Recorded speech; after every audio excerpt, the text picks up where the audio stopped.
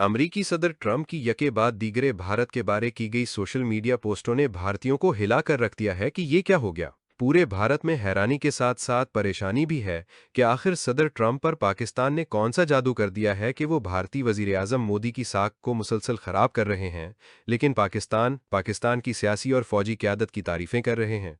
Field marshal Syed Asim Munir को white house में lunch पर बुलाया गया और अब हर जगह अमरीकी सदर उनकी तारीफें कर रहा है। अभी भारत सदर ट्रंप की पाकिस्तान और फील्ड मार्शल आसिम मुनीर के बारे तारीफों के गम से ही निकल नहीं पाया था कि सदर ट्रंप ने अब भारत पर 25% टैरिफ आयद कर दिया है और साथ रूस से असलहा और तेल खरीदने पर जुर्माना आयद करने का ऐलान भी किया है।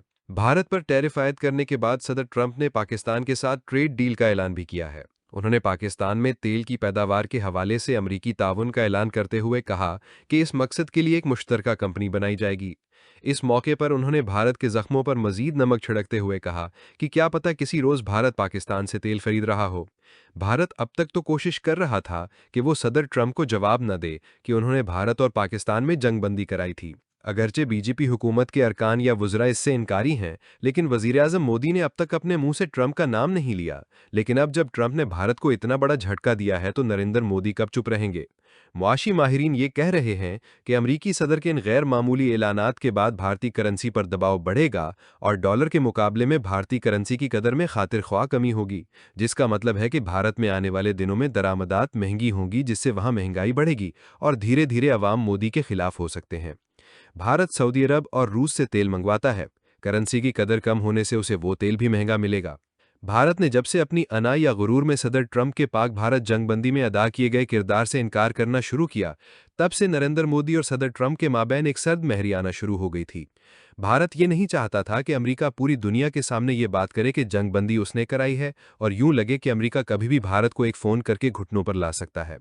अब तक भारतीय सियासतदान और उनका मीडिया पाकिस्तान को ताने देते थे कि इस्लामाबाद वाशिंगटन से आए एक फ़ोन पर ढेर हो जाता है, जबकि भारत को झुकाने की किसी को जरूरत नहीं। भारत की दुनिया को ज़रूरत है, ना कि भारत को दुनिया की। यूं भारत और भारतीयों के अंदर एक अजीब सा तकब्बुर भर गया था, जो नरेंद्र मोदी के दौरे हुकूमत में मजीद उभर कर सामने आना शुरू हुआ और आवाम ने यह नारा लगा दिया कि मोदी है तो मुमकिन है। हुकूमत में आने के बाद मोदी ने यहां तक कहा कि दुनिया जान ले कि अब भारत का वजीर आजम को यहां ममदा नहीं बल्कि 56 इंच की छाती रखने वाला मोदी है। ये पहला लीडर था जो अपनी छाती की लंबाई अवाम को बताकर अपनी बहादुरी की मिसाल दे रहा था।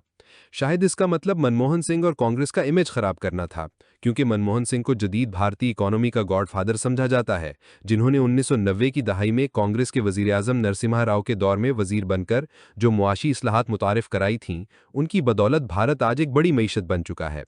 ऐसा मुल्क जिसके पास 60 करोड़ से ज्यादा की मिडिल क्लास है, जो मुआशी ग्रोथ में अहम किरदार अदा कर रही है। इसके बाद मोदी ने भारतीयों को ये नारा दिया कि अगर भारत माता को अजीम बनाना है या कदीम हिंदू सल्तनत को बहाल करना है, तो फिर मोदी का हुकूमत में रहना जरूरी है, क्योंकि मोदी है तो मुमकिन है। इस तरह मोदी को लार्जर देन लाइफ शख्सियत बनाकर पेश करने का काम शुरू हुआ।